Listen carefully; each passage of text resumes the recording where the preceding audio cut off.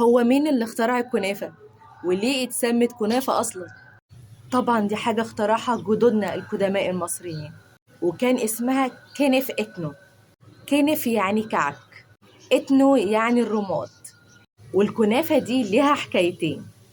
الحكاية الأولى مع الخليفة المعز لدين الله الفاطمي، وهو داخل القاهرة قدموا له حلويات، منها بقى الكنافة اللي المصريين كانوا شاطرين قوي فيها، وكانت ساعتها في رمضان، ومن وقتها بقت حاجة أساسية في رمضان ومرتبطة بيها.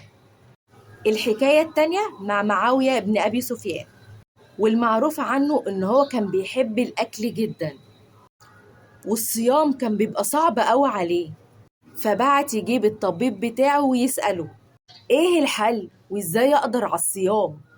فنصحه إن هو ياكل كنافة.